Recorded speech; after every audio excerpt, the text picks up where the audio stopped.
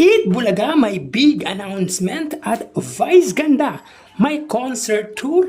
Yan at iba pa ang pag-uusapan natin ngayong araw mga kaparokya. Pero bago natin talakayin yan ay humihiling ako na pakisubscribe ang aking YouTube channel, pakiclick ang bell icon para una kayong manotify sa mga bagong video na ilalabas ko. At pakidamay nyo na din na i-follow ang aking Facebook page na Mega TV at ang aking TikTok account na Kaparokya TV. Maraming salamat! So mga kaparokya, ngayon po ay araw ng Huwebes, July 25. Anyway, kamusta kayo mga kaparokya? Sana nasa mabuti kayong kalagayan dahil grabe ang pinsala na idinulot ng bagyong Karina.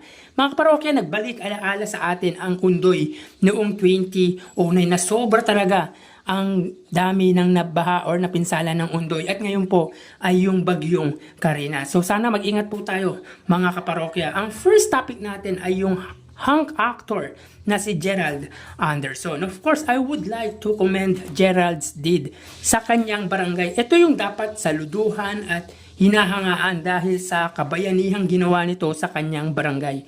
Hindi siya nagdalawang isip na tumulong kahit ang taas ng baha sa barangay niya.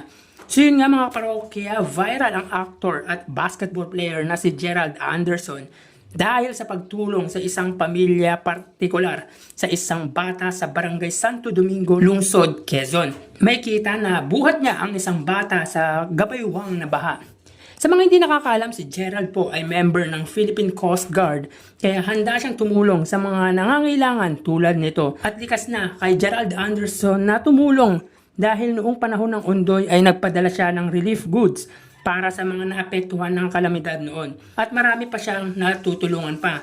So saludo ako sa iyo, Gerald Anderson. Samantala, show ni Coco Martina, Batang Quiapo, nakakuha ng 17.3% TV ratings nitong nagdaang Martes, July 23. So ito na po ang pinakamataas na nakuhang ratings ng Batang Quiapo at pinakamataas sa lahat ng show ngayon. Iba talaga ang karisma sa masa ni Coco Martin dahil bukod sa maganda ang kwento ng programa nito ay marami siyang natutulungan mga dating artista. Kung kaya isa sa mga dahilan kung bakit tinatangkilik si Coco Martin ng masa.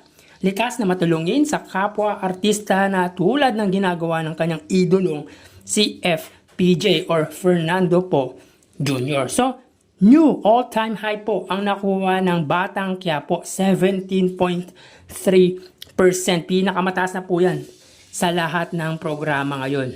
So again, congrats Coco. Samantala, magkakaroon ng concert si Vice Ganda sa Amerika.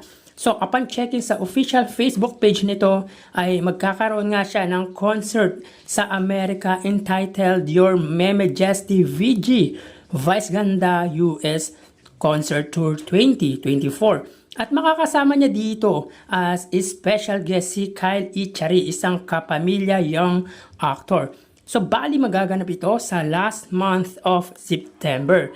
Unang magko-concert sa Los Angeles sa September 20, araw po ng Biyernes sa Saban Theater. Sa September 21 naman, araw ng Sabado sa San Diego, California sa Pala Casino. And after a week, September 28, Saturday ay sa Las Vegas, Nevada, nagaganapin sa Gold Coast Hotel and Casino. At ang huli ay sa Oklahoma, sa Choctaw Casino and Resort.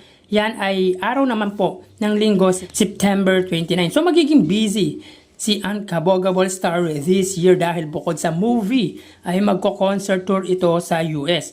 Busy talaga ang mga It's Showtime host dahil magkakaroon din ng dance concert ang grupong Street Boys ni na Jong Hilario at Vong Navarro. Kaya siguro ang ilang episode ng It's Showtime ay pre-recorded or taped na. So, good luck sa concert ni Meme Vice Ganda. Samantala, ang Eat Bulaga ay may big announcement. So, kahapon po ay in-announce ng TVJ na mayroon silang big announcement at malamang may kinalaman ito sa darating na anniversary nito sa July 30. Tama kaya ako sa naisip ko mga kaparokya na ang big announcement nito ay ang Meralco Theater. Kayo mga parokya, ano sa palagay ninyo? Paki-share naman yung thoughts nyo about sa big announcement ng TVJ or ng Eat Bulaga. Kung tama ang nasa isip ko mga parokya, malamang iiyak ang mga nagpapakalat na hindi totoo ang Meralco Theater na magiging bagong tahanan or new studio ng Eat Bulaga. Hindi imposible dahil Manny Pangilinan yan. At yan talaga ang kutob ko na big announcement ng Tito Vic and Joey. Tsaka upon checking sa Google, ang Meralco Theater ang magiging bagong tahanan ng Eat Bulaga. Kaya pinaayos ito. So may hindrance na talaga tayo na ito ang magiging bagong tahanan or studio ng Eat Bulaga. Mas okay to dahil malaki at kayang umuko pa ng mahigit 1,000 katao para sa studio audience. Kayo mga parokya, ano sa palagay nyo ang pwede pang maging big announcement ng TVJ? Please comment down below.